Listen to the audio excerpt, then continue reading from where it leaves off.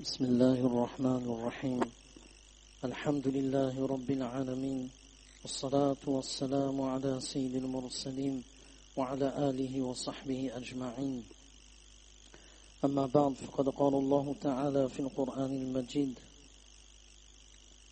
إن الدين عند الله الإسلام صدق الله العظيم رب اشرح لي صدري ويسر لي أمري واحلل عقدة من لساني يفقه قولي سبحانك لا علم لنا إلا ما علمتنا إنك أنت العليم الحكيم رب اشرح لي صدري ويسر لي أمري واحلل عقدة من لساني يفقه قولي سبحانك لا علم لنا إلا ما علمتنا إنك أنت العليم الحكيم رب ارحمهما كما ربياني صغيرا اللهم اغفر لهما وادخلهما الجنة الفردوس بغير حساب ولا سابق عذاب وإني أعوذ بالله أن أكون في نفسي عظيما وعند الله صغيرا جزا الله عنا محمدا صلى الله عليه وسلم بما هو أهله.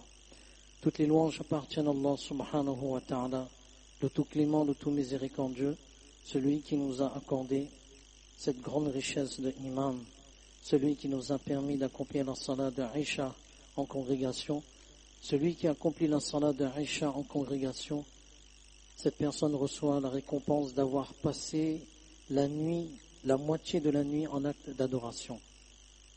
Et celui qui accomplit la salat de Fajr en congrégation, cette personne reçoit l'autre moitié de la nuit passée en adoration en récompense. Donc c'est comme si la personne a passé toute la nuit en adoration, ce qu'elle obtient en récompense. Certains savants disent non. En accomplissant la salat de Fajr, elle reçoit une nuit entière d'acte d'adoration en récompense. Et la salat de Aïcha, la moitié de la nuit. Donc une nuit et demie pour celui qui a fait la salat de Aïcha en congrégation et la salat de Fajr en congrégation. Nous sommes réunis pour parler de ce calendrier islamique, de ce mois, de ce premier mois, Muharram, et du 10e Muharram, qu'on appelle Ashura. Alors, le calendrier islamique, il comporte 12 mois. Il est important qu'on puisse connaître ces 12 mois. Cela fait partie de notre patrimoine culturel. Et que nos enfants puissent connaître aussi ces 12 mois du calendrier islamique. Muharram, Safar, Rabiul Awwal, Rabiul Thani, Jumad al-Ula, Jumad al-Ukhra, Rajab, Sha'ban, Ramadan, Shawwal, Dhul, Qa'da et Dhul, Hijja. Ce sont les 12 mois du calendrier islamique. Dans un mois, il y a 29 ou 30 jours, pas 31 jours. Il est bon de le connaître. Et tout cela est basé sur l'observation de la lune, à l'œil nu. Autre chose. Dans quelle année sommes-nous du calendrier islamique? 1439. C'est important, 1439. Tous les matins, lorsqu'on prend le petit déjeuner, on rappelle à sa famille la date islamique après la date grégorienne. Comme ça, Inch'Allah, on prend cette habitude. Alors, dans ces 12 mois, il y a 4 mois qui sont sacrés. Ces 4 mois qui sont sacrés ont été sacrés bien avant la venue de Rasulullah sallallahu alayhi wa sallam. Et ces 4 mois sacrés sont Muharram, Rajab, Dhul Qa'da et Dhul Hijja. Ce sont les 4 mois sacrés. Alors, quelles sont les particularités de ces 4 mois sacrés? Dhul Hijja est le mois le plus sacré parmi les 4 mois sacrés. Mais les 4 mois sacrés partagent en commun des spécificités. Et quelles sont ces spécificités? Celui qui accomplit une bonne œuvre dans ces 4 mois sacrés, Allah subhanahu wa ta'ala augmente la récompense de cette bonne œuvre par rapport aux autres mois. Le mois de Ramadan, c'est un mois spécial, d'une façon générale. Donc, l'action, une bonne action accomplie parmi les 4 mois sacrés, cette même bonne action, en récompense, elle est énorme par rapport aux autres mois dans lesquels ces bonnes actions sont accomplies. Qu'est-ce que cela veut dire? On lit, alors, un exemple tout simple. On a l'habitude de lire la Sourate Yasin le matin. Allah subhanahu wa ta'ala facilite la journée. C'est la récompense. Alors ça prend combien de minutes? 5 ou 6 minutes. Et on obtient la récompense de 10 Khatmul Qur'an. En 5 minutes, celui qui lit Yasin, il obtient la récompense de 10 Khatmul Qur'an. Maintenant, lire pendant ce mois sacré, qui est le mois de Muharram, Allah subhanahu wa ta'ala seul sait c'est quoi la récompense. Mais une chose est sûre, c'est plus que 10 Khatmul Qur'an. On lit le soir, c'est 10 Khatmul Qur'an. Ça fait combien dans une journée? D'habitude, généralement, 20 Khatmul Qur'an.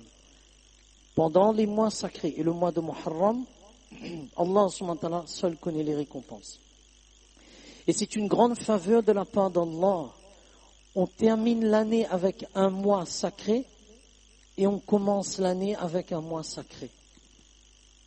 On a terminé le mois de Dhul Hijjah et on commence l'année avec un mois sacré Muharram. Ce qui veut dire que combiné à cela, combiner ces 2 mois-là, subhanallah, Allah subhanahu wa ta'ala, comment il nous aime. Mais de la même façon, les conséquences néfastes des péchés sont aussi augmentées. Ça, il faut garder aussi à l'esprit.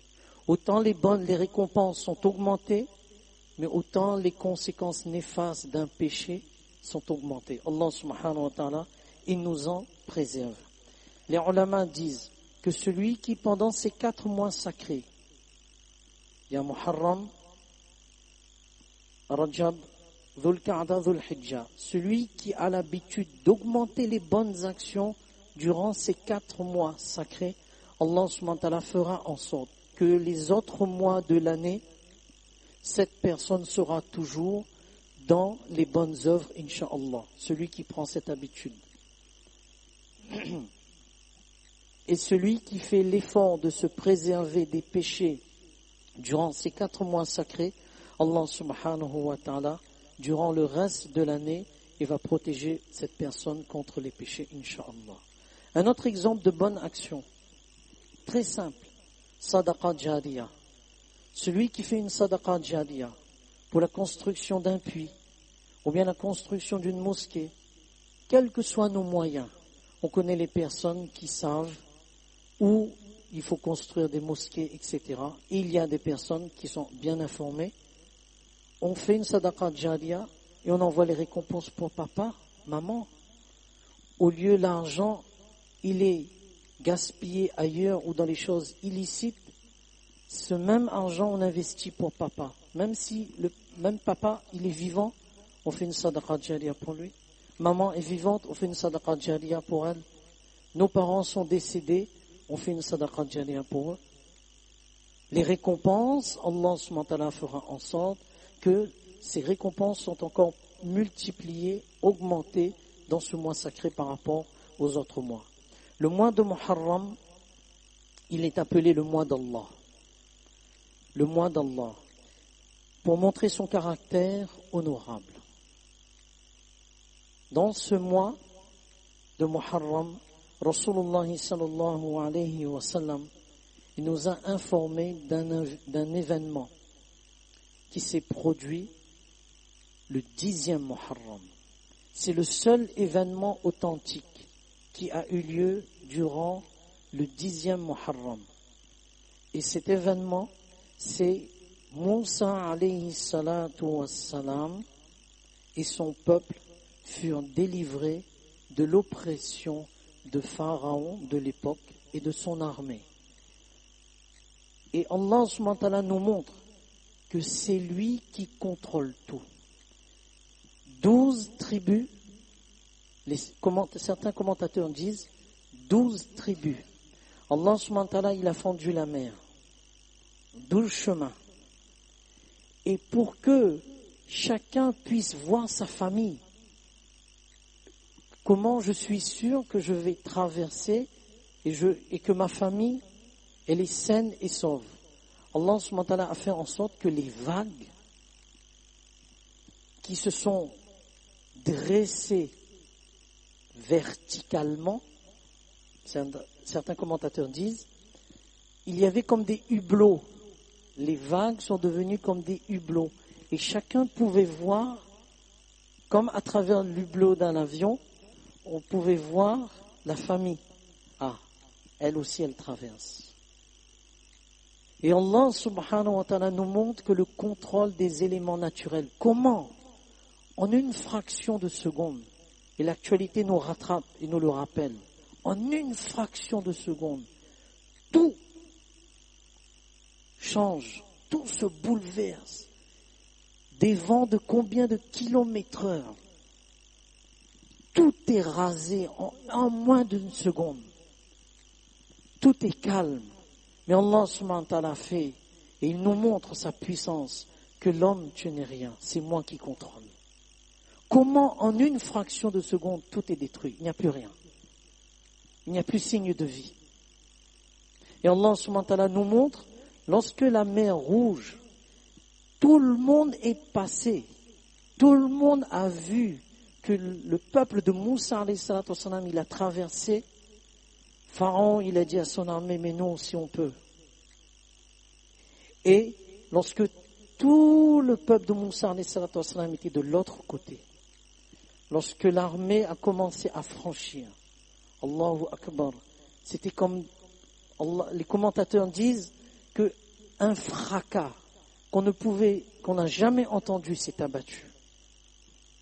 C'est comme si ils étaient pris dans un guet-apens où tout s'est renfermé. Toutes les vagues ont déferlé sur l'armée et c'est là où Pharaon il a dit, là je crois en celui, il n'a pas dit Allah, regardez son orgueil jusqu'à la fin, il n'a pas dit Allah, il n'a pas prononcé Allah. فَالْيَوْمَ نُنَجِّيكَ بِبَدَنِكَ. Et on a préservé son corps jusqu'à aujourd'hui, on peut voir Allah subhanahu wa ta'ala seul ce qui se passe. Comme châtiment, Allahu Akbar. Et Moussa alayhi salatu wassalam, regardez, un prophète. Et chaque prophète, il a compris que notre réussite se trouve uniquement dans les bonnes œuvres. Rester loin des péchés et accomplir les bonnes œuvres.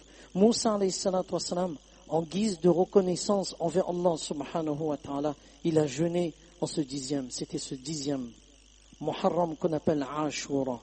Et Rasulullah sallallahu alayhi wa sallam, il a recommandé aux compagnons radiyallahu anhum de jeûner ce jour-là. Pareil, dans le but de remercier Allah subhanahu wa ta'ala de tous les bienfaits qu'Allah subhanahu wa ta'ala nous a donnés.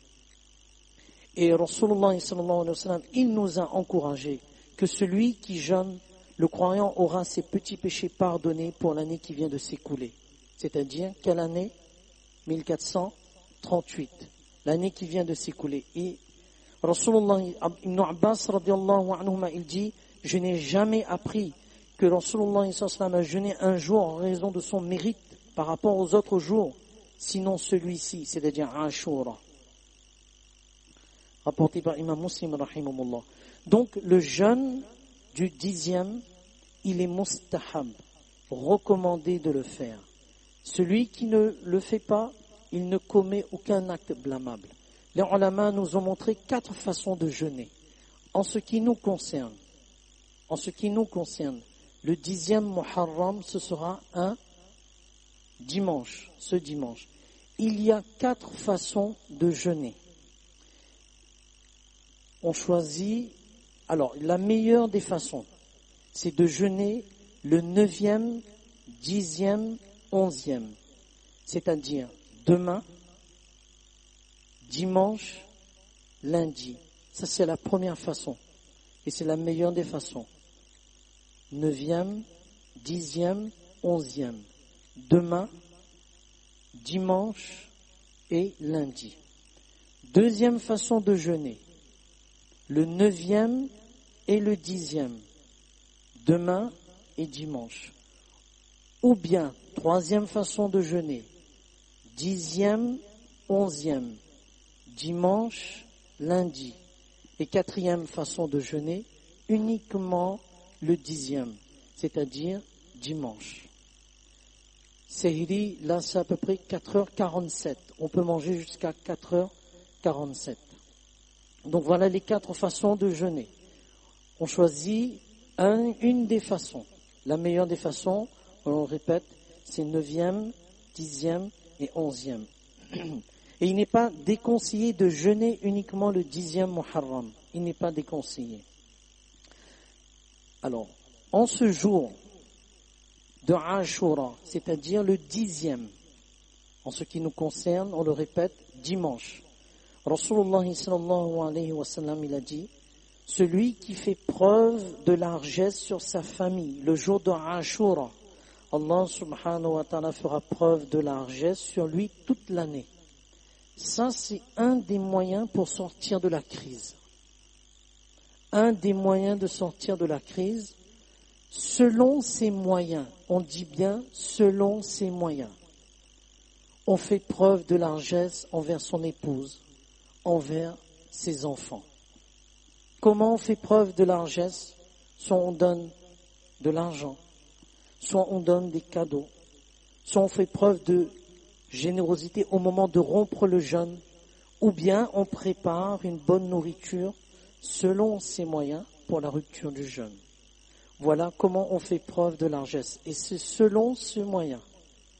On ne va pas tomber dans l'excès et dans le gaspillage, non.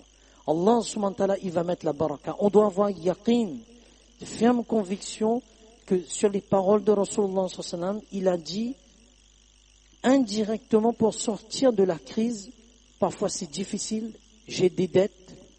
Un des moyens d'honorer ces dettes, Inch'Allah, c'est de mettre en pratique ce hadith. Sufyan ibn Uyayna, rahimahullah, il dit, nous avons pu vivre la véracité de ce hadith en le pratiquant pendant 60 ans. Pendant 60 ans, on a mis en pratique ce hadith et on a vu de nos propres yeux la baraka, les moyens qu'Allah subhanahu wa ta'ala a donné le reste de l'année.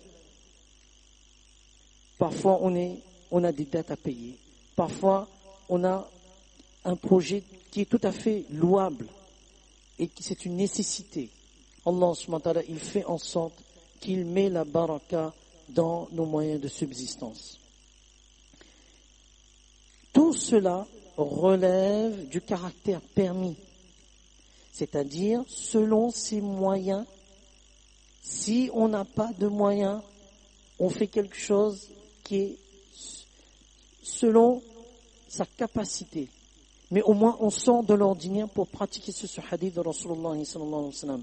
Il reste interdit de gaspiller, de dépenser au-delà de ses moyens et de tomber dans l'ostentation. Le 10e Muharram, ce n'est pas une fête, ce n'est pas un Eid où il faut mettre de beaux habits, mettre le henné, mehdi, ou bien appliquer le collier et se parfumer. Attention de ne pas tomber dans les choses contraires à la sunna de Rasulullah sallallahu alayhi wa sallam. Et ce n'est pas aussi un jour de tristesse, c'est très important. Ce n'est pas un jour de tristesse. Ce n'est pas, donc, le juste milieu. Ce n'est pas la fête où on fait tout et n'importe quoi qui sort du caractère de l'enseignement de Rasulullah sallallahu alayhi wa sallam. Et ce n'est pas un jour de tristesse où on pleurerait une quelconque personnalité. S'il y avait vraiment quelqu'un à pleurer, et ça aurait été un jour de tristesse, ce ne pourrait être que qui? Rasulullah sallallahu alayhi wa sallam, l'homme par excellence, le meilleur des prophètes alayhi wa sallam. Autre chose, le jour de la résurrection aura lieu un vendredi, pas vendredi 10 Muharram, vendredi tout court. On ne sait pas quel vendredi, quelle date, on ne sait pas. Le jour où on connaît, c'est un vendredi. Et si on aurait pu entendre que ce sera un vendredi 10 Muharram, le hadith, il n'est pas correct. Et parfois, on entend d'autres événements qui sont attachés au jour de Ashura. Cela n'a aucun fondement et aucune authenticité dans les hadiths. Par exemple, on pourrait entendre que la création d'Adam a eu lieu le 10 Muharram. Non. La création de Jibril ou la naissance de Ibrahim alayhi salam, la délivrance de Ibrahim alayhi salam du feu, lorsque on a voulu le châtier, les êtres humains, le pardon de Adam alayhi salam, la naissance de Rasul sallam en ce jour, non. Le seul événement qui a eu lieu, c'est la délivrance de Moussa alayhi salam et de son peuple par rapport à Pharaon et à son armée. Donc, à part la récompense pour le jeûne et le fait de faire preuve de générosité envers de sa famille, il n'y a pas d'action spécifique ni d'acte d'adoration spécifique mentionné dans les hadiths à accomplir en ce jour. Il est permis d'accomplir n'importe quelle bonne action sans qu'il y ait des actions spécifiques en ce jour. Il est permis, les ulama disent, il est permis lorsque chaque mois islamique termine et on commence un nouveau mois, il est permis de dire à son frère qu'Allah Ta'ala fasse que ce mois soit béni pour nous et pour vous. Qu'Allah subhanahu wa ta'ala fasse que ce mois soit béni pour nous et pour vous. Et avant de terminer, on rappelle quelque chose de très important. Allah subhanahu wa ta'ala nous a donné les moyens de pouvoir vivre en toute sécurité, en bonne santé. Allah subhanahu wa ta'ala nous a accordé d'innombrables bienfaits. Le plus grand bienfait, c'est le iman, la foi. Et on le répète, il faut déployer tout un effort jusqu'à notre dernier souffle pour protéger ce iman. On ne connaît pas rien, personne ne connaît l'avenir, personne ne connaît si on aura toujours iman. Est-ce qu'on va quitter ce monde avec iman? Quelle sera notre situation? Quel est l'état de sécurité qui va régner? Allah subhanahu wa ta'ala seul sait. C'est en se réfugiant avec les bonnes œuvres et en restant loin des péchés. C'est très important. Quelqu'un n'accomplit pas la tahajjud. Il fait ses 5 prières. Il respecte son voisin. Il respecte son prochain. Il ne triche pas. Il ne vole pas. Il ne trompe pas. Il ne fait rien qui puisse attirer la colère d'Allah. Cette personne est un ami d'Allah. Celui qui protège son regard. Celui qui se protège des mauvaises choses. Et comment connaître, un des moyens, comment connaître qu'on s'est amélioré? Parce que les années passent, mais est-ce qu'il y a quelque chose qui se passe en nous? Est-ce qu'il y a un changement? Personne n'est parfait. Tout le monde commet des erreurs. Le plus important, c'est de se dire que ce que je fais, ce n'est pas bien. Oh Allah, aide-moi à changer. Et on fait l'effort de changer. Allah, il va nous aider. Cette personne qui a tué 99 personnes. Et vous savez qu'est-ce que veut dire ôter la vie d'une personne? Allahu Akbar. Ôter la vie d'une personne, c'est haram. C'est interdit. Cette personne a tué 99 personnes. Il est parti voir une autre personne, pas un musulman. On lui a dit, c'est terminé. Pour toi, c'est terminé. Mais il a tué cette personne, il a fait la centaine. Il a tué 100. Maintenant, il dit, puisqu'il n'y a pas de chemin, je vais continuer. Il trouve un musulman. Le musulman lui dit, non, il y a une porte de sortie.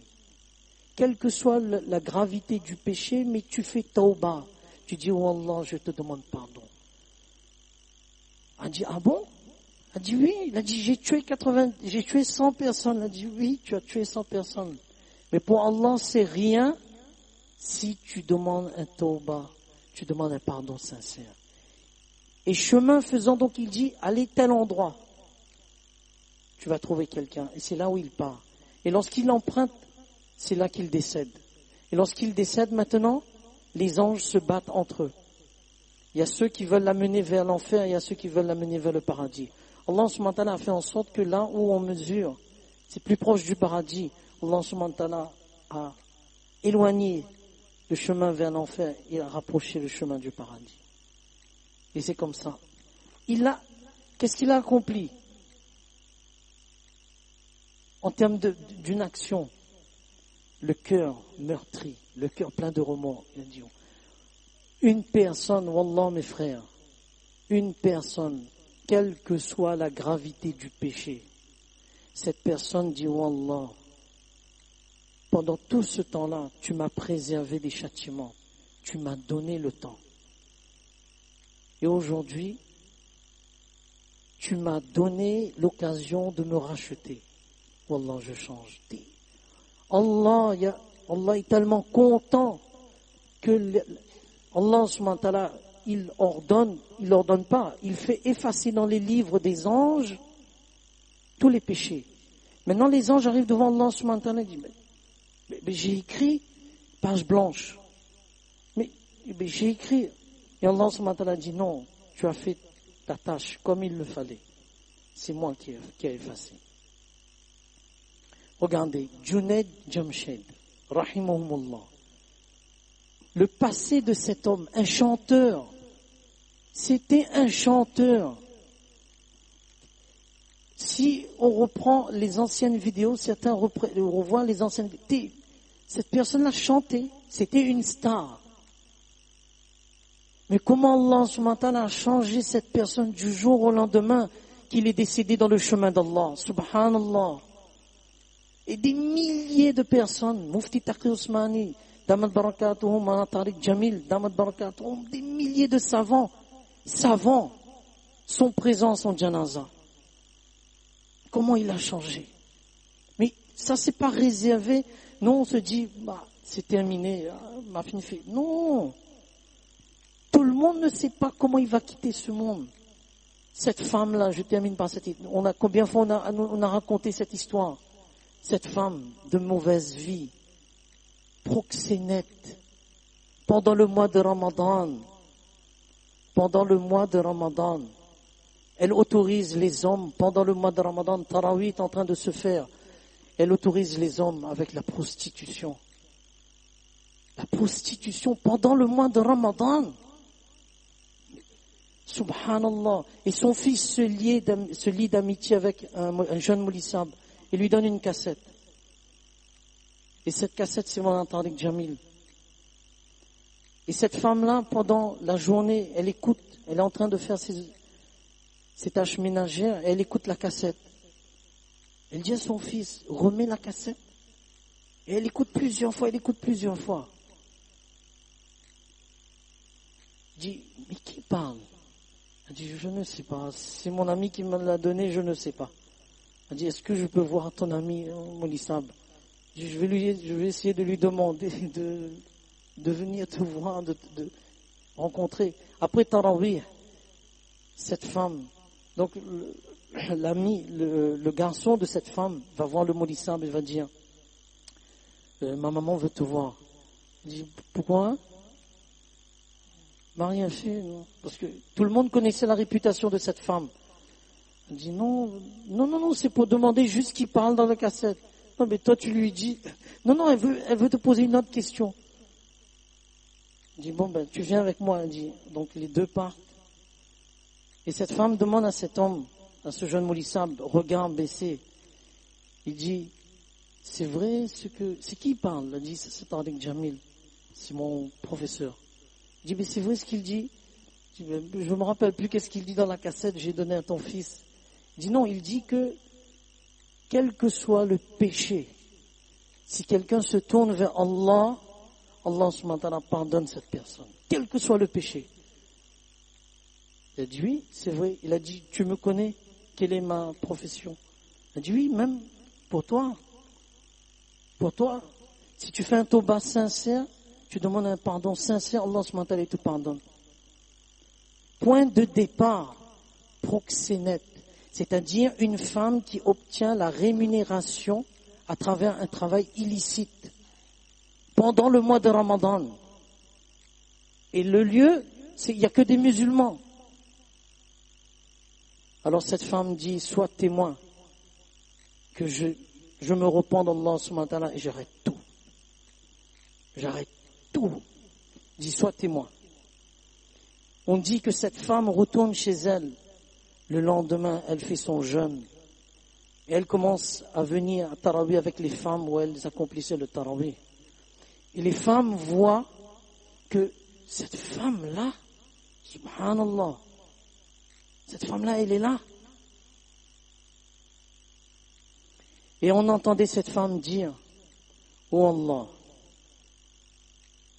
si tu as accepté mon pardon, fais-moi mourir pendant le mois de Ramadan. Oh Allah, si tu as accepté mon pardon sincère, alors fais-moi mourir pendant le mois de Ramadan. Chaque soir, c'était son dua. La 29e nuit, dans Sajda, cette femme trouve la mort. 29e nuit, nuit impaire, cette femme trouve la mort. Et dans quelle position? Dans Sajda. La porte du pardon, elle est ouverte. C'est à nous de faire un effort. Et comment on fait un effort? Je termine par ce hadith. Il y a deux façons. Pour le din, Imam Tirmidhi, rahimahullah, il cite ce hadith de Rasul sallam. Pour le din, regardez toujours celui qui est en haut et suivre cette personne. Et pour les choses matérielles, si on a ces deux choses-là, Allahu Akbar, le changement il va venir très vite. Pour le din, regardez celui qui est plus avancé que nous et on suit cette personne. Et pour les choses matérielles, regardez celui qui est plus bas que nous. Comme ça, on va faire preuve de reconnaissance envers ce qu'Allah ce matin nous a donné comme chose matérielle. Chose matérielle, on regarde plus bas que nous. Et chose de din, celui qui a avancé dans la pratique de din, etc., on regarde toujours vers le haut. Comme ça, on le suit. Aujourd'hui, j'ai pas la barbe, Inch'Allah, je veux mettre la barbe. Je méplie mes pantalons qui couvrent mes chevilles. Je change ma vie. Je ne joue pas au jeu de hasard. Je ne bois pas. Je ne fais pas ceci. Je ne fais plus rien. Wallah, le passé, c'est le passé. Wallah, maintenant, j'ai décidé de changer. Subhanallah, cette personne a fait une intention exceptionnelle. Elle décède en étant un ami d'Allah. Parce que il a fait cette ferme intention. Allah subhanahu wa ta'ala nous donne tous la compréhension de ce qu'on vient de dire. Cette nouvelle année qui départ soit pour nous, Inch'Allah, une année où il y a un changement. On ne sait pas. Quand est-ce qu'on va quitter ce monde?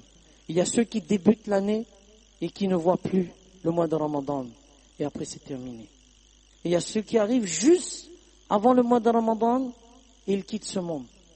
Il y a ceux qui décèdent dans le mois de Ramadan et il y a ceux qui décèdent après le mois de Ramadan. Allah subhanahu wa ta'ala seul sait quand est-ce qu'on va quitter ce monde. Mais Allah, il fait qu'on quitte ce monde avec iman. Qu'on quitte ce monde vraiment, quelles que soient les épreuves. Parce que il y a certaines épreuves, Allah nous en préserve, que tellement l'épreuve, elle est trop forte, qu'on est prêt à quitter l'islam. Parce que l'épreuve, je n'arrive pas à subir. Donc on quitte l'islam comme ça. Allah nous en préserve. Allah fasse qu'on garde notre iman jusqu'à notre dernier souffle, que nos enfants, que notre épouse, chaque fois quand on demande dua, on dit Wallah, fasse qu'on quitte ce monde avec iman. Wallah, que tu nous acceptes et qu'au moment de mourir, on est en train d'accomplir une bonne œuvre et on quitte ce monde. Subhanallah, on quitte ce monde et Allah subhanahu wa ta'ala nous pardonne. Le jour de la résurrection, on sera ressuscité avec la bonne œuvre qu'on était en train d'accomplir. فجزاكم الله خيرا حسن الجزاء في الدارين اللهم لك الحمد كله ولك الشكر كله اللهم صل على سيدنا محمد وعلى ال سيدنا محمد وبارك وسلم ربنا اتنا في الدنيا حسنه وفي الاخره حسنه وقنا عذاب النار اللهم انجدنا من النار اللهم ادخلنا الجنه الفردوس بغير حساب ولا سابق عذاب اللهم انا نسالك حسن الخاتمه يا الله الاحد الصمد الذي لم يلد ولم يولد ولم يكن له كفوا احد الموت في بلد رسولك صلى الله عليه وسلم في شهر رمضان في ليلة القدر في يوم الجمعة في روضة الجنة في حالة السجود في حالة الإحرام في سبيلك في وقت التحجد بجوار حبيبك صلى الله عليه وسلم مع رضاك ومخموم القلب وكلمة لا إله إلا الله وحسن الخاتمة مثابرة على سنة رسول الله صلى الله عليه وسلم. رب ارحمهما كما ربياني صغيرا. اللهم اغفر لهما وأدخلهما الجنة الفردوس بغير حساب ولا سابق عذاب. اللهم اغفر لنا وللمؤمنين والمؤمنات والمسلمين والمسلمات الأحياء منهم والأموات. ربنا لا تجعلنا فتنة للقوم الظالمين ونجنا برحمتك من القوم الكافرين. اللهم انصر الإسلام والمسلمين. اللهم أعز الإسلام والمسلمين. اللهم إنا نسألك العفو والعافية في الدنيا والآخرة. ربنا هب لنا من أزواجنا وذرياتنا قرة أعين واجعلنا للمتقين إماما. والله pardonne nos péchés, Allah, petits et grands péchés, Allah. Allah, accorde-nous husn al-khatima, ya Allah. Garde-nous avec iman, ya Allah, et fais-nous mourir avec iman, ya Allah. Protège notre progéniture, ya Allah, notre génération, ya Allah. Protège chaque musulman de la communauté de Rasulullah sallallahu alayhi wa sallam. Viens en aide à nos frères et sœurs, ya Allah, dans le monde entier, ya Allah. Ya Allah, fais preuve de miséricorde envers nous, ya Allah. Allah, accepte-nous, ya Allah. Ya Allah, au moment de mourir, ya Allah, fasse qu'on quitte ce monde avec vraiment la ilaha illallah et qu'on est en train d'accomplir une bonne œuvre, ya Allah. Ya Allah, enveloppe-nous de ta miséricorde, ya Allah. Protège-nous contre les châtiments de la tombe, ya Allah. Accorde-nous directement le Jannatul Firdaus sans avoir à rendre des comptes et sans au préalable être passé par l'enfer, ya Allah. Ya Allah, pardonne-nous, ya Allah. Pardonne nos parents, ya Allah. Élève nos parents, ya Allah. Illumine leur tombe, ya Allah. Ceux qui ont encore les parents, ya Allah, que tu accordes à leurs parents, ya Allah, longue et heureuse vie, ya Allah. Tu protèges leurs parents, ya Allah. Que leurs parents soient uniquement muhtaj de toi, ya Allah. Ya Allah, protège nos enfants, ya Allah. Protège notre iman, ya Allah. Garde-nous avec iman, ya Allah. Quelles que soient les épreuves, quelles que soient les situations, oh Allah, tu nous gardes toujours avec iman et tu nous fais quitter ce monde avec le kalima la ilaha illallah. اللهم إنا نسألك من خير ما سألك من نبيك محمد صلى الله عليه وسلم ونعوذ بك من شر ما استعاذ من نبيك محمد صلى الله عليه وسلم وأنت المستعان ولك البلاء ولا حول ولا قوة إلا بالله. جزا الله عنا محمدا صلى الله عليه وسلم وأهله. إن الله وملائكته يصلون على النبي يا أيها الذين آمنوا صلوا عليه وسلموا تسليما. اللهم صل على سيدنا محمد وعلى آل سيدنا محمد وبارك وسلم. ربنا تقبل منا إنك أنت السميع العليم وتب علينا إنك أنت التواب الرحيم. سبحان ربك رب العزة عما يصفون وسلام على المرسلين والحمد لله رب العالمين. N'oublions pas le jeûne et de faire preuve de largesse envers la famille et les bonnes actions d'une façon générale pendant le mois de Muharram. Jazakumullah.